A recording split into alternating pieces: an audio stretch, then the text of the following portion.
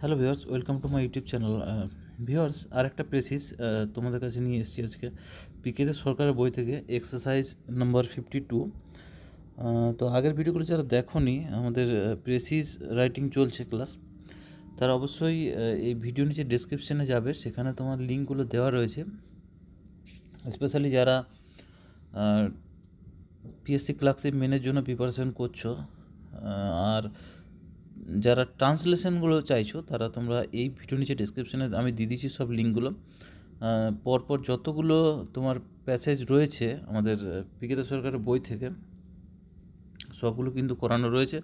অথবা তোমরা আমার ভিডিওর আমার যে চ্যানেলটা রয়েছে সেখানে প্লেলিস্টে যাবে, সেখানে প্রেসিজের আলাদা করে কিন্তু একটা প্লেলিস্ট করা আছে, ট্রান্সলেশনের জন্য আলাদা প্লেলিস্ট করা আছে, রিপোর্ট রাইটিংয়ের জন্য আলাদা করে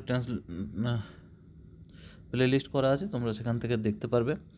আর যারা চ্যানেল নতুন আছে অবশ্যই চ্যানেলটাকে সাবস্ক্রাইব করবে, নোটিফিকেশান বেলটা কিন্তু অন করে রাখবে, তাহলে যখনই ভিডিও ছাড়বে তোমাদের কাছে পৌঁছে যাবে। WBSSCর জন্য যারা প্রিপারেশন করছো তারা রেগুলার ফলো করে চ্যানেলটাকে, আমি সেগুলোর MCQ রেগুলার কিন্তু ক্লাস করাচ্ছি। তো চলো আজকে শুরু করব। তার আগে একটা কথা, যেহেতু আমি ভিডিওগুলো বেশি বড় করি না, 10 মিনিটের ভিডিও হয়, সেই জন্য স্কিপ করো না, আমার এটাই অনুরোধ রইল যে স্কিপ করো না, পুরো ভিডিওটা ভালো করে দেখবে, বোঝার চেষ্টা করবে পেসেজগুলো। তোমাদের হাতে হয়তো বেশি সময় নেই, তাই আমি বলছিলাম যে যতটা প্র্যাকটিস করতে পারো এই সময়ের মধ্যে, কনফিডেন্স ততটা বাড়বে। তো চলো শুরু করছি আজকে পেসেজটা। দেখো, সবার প্রথমে বলছে যে Rabindranath took great pains to gather round him as teacher a group of young men who would know how to teach children in a way. অর্থাৎ রবীন্দ্রনাথ কী করেছিল, took great pains to gather, কিছু তরুণ round him as teacher group of young men, অর্থাৎ কিছু তরুণ শিক্ষককে আর কি জোগাড় করেছিল আর কি, তার চারপাশে জড়ো করেছিল। এখানে বলে দিচ্ছে গ্যাদার, জড়ো করেছিল। কী জন্য জড়ো করেছিল? Which made their subjects alive and interesting. কী জন্য? হাউ টু টিচ চিলড্রেন আর কি, যে যারা আর কি কীভাবে শিশুদের শিক্ষা দিতে হয় তারা জানতো আর কি, এটা যাতে তাদের বিষয়গুলোকে খুব আকর্ষণীয় ও জীবন্ত হয়ে ওঠে, সেই জন্য আর কি। লাইনটা আবার বলছি, এখানে যেহেতু আমি ভেঙে ভেঙে পড়লাম সেই জন্য হয়তো বুঝতে পারছো না, আমি একবার ক্লিয়ার করে একবার পড়ে দিচ্ছি যে Rabindranath took great pains to gather round him as teachers a group of young men who know how to teach children in a way which made their subjects alive and interesting. অর্থাৎ রবীন্দ্রনাথ অত্যন্ত যত্ন করে আর কি এমন কিছু তরুণ শিক্ষকদের দলকে তার চারপাশে জড়ো করেছিলেন, যারা জানতেন যে শিশুদের কীভাবে শিক্ষা দিতে হয়, যাতে তাদের সেই যে বিষয়গুলি, সাবজেক্টগুলো রয়েছে অত্যন্ত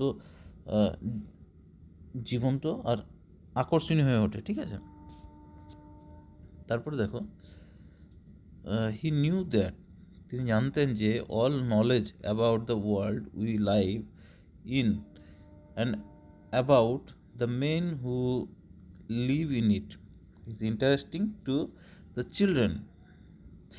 অর্থাৎ তিনি জানতেন যে আমরা যে পৃথিবীতে বাস করি এবং যে মানুষগুলো এতে বাস করে তাদের সম্পর্কে সব জ্ঞানেই কিন্তু শিশুদের কাছে আকর্ষণীয়, ইন্টারেস্টিং বলেছে, আকর্ষণীয়।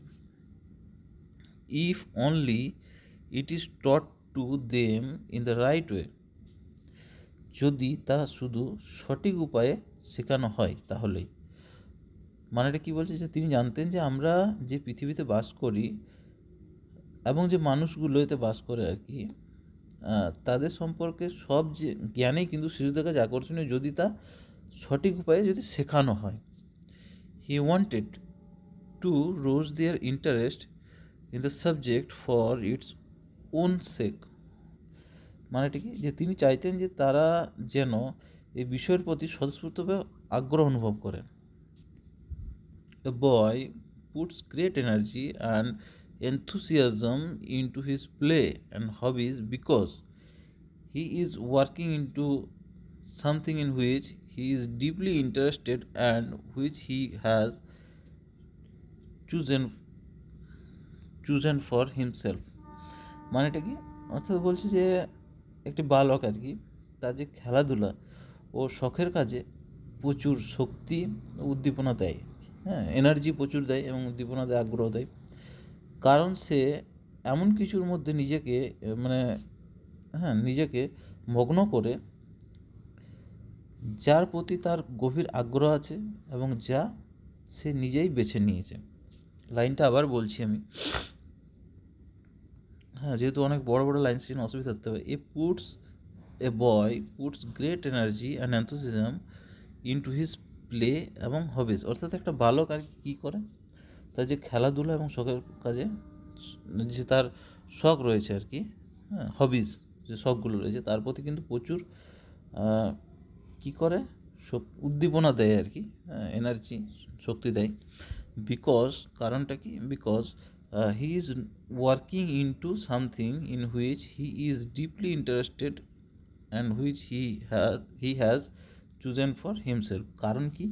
কারণ বেশি এনার্জি কেন দেয়? কারণ সে এসব কিছুর মধ্যে নিজেকে মগ্ন করে নেয় এবং যার প্রতি তার গভীর আগ্রহ আছে, মানে যেসবের জিনিসের উপর তার গভীর আগ্রহ আছে তার প্রতি সে নিজেকে কী করে খুব মগ্ন করে নেয় এবং যা সে নিজে নিজেই কিন্তু বেছে নেয় আর কি, বেছে নিয়েছে আর কি।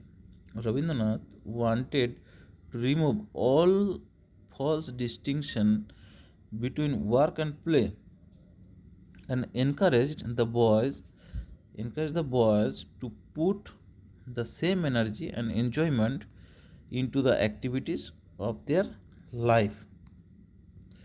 অর্থাৎ এখানে বলছে যে রবীন্দ্রনাথ কী করতো, কাজ এবং খেলাধুলার মধ্যে থাকা সব যে মিথ্যা যে বিভেদগুলো রয়েছে দূর করতে চেয়েছিলেন।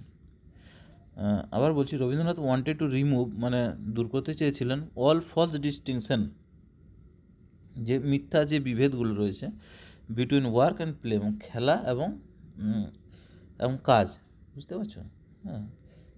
দূর করতে চেয়েছিলেন কাজ এবং খেলার মধ্যে যে থাকা বিভেদগুলো রয়েছে। অ্যান্ড এনজয়মেন্ট, কোথায় গেল?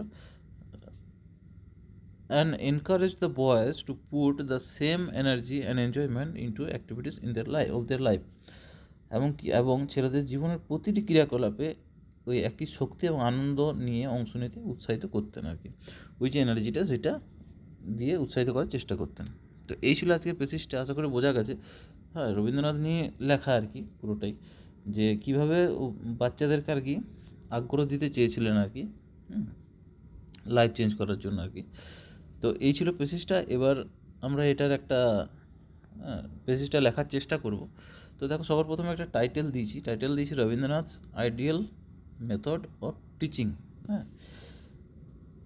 শিক্ষা দেওয়ার যে আইডিয়াল মেথডটা, আদর্শ মেথডটা সেটা।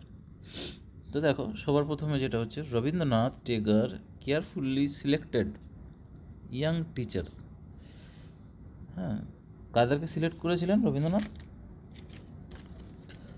এমন কিছু তরুণ শিক্ষকদের আর কি, ইয়াং টিচার্স বেছে নিয়েছিলেন, who could make learning lively and interesting for children, যারা শিশুদের কি শিক্ষাকে জীবন্ত ও আকর্ষণীয় করতে পারতেন, তাদেরকে চুজ করেছিলেন।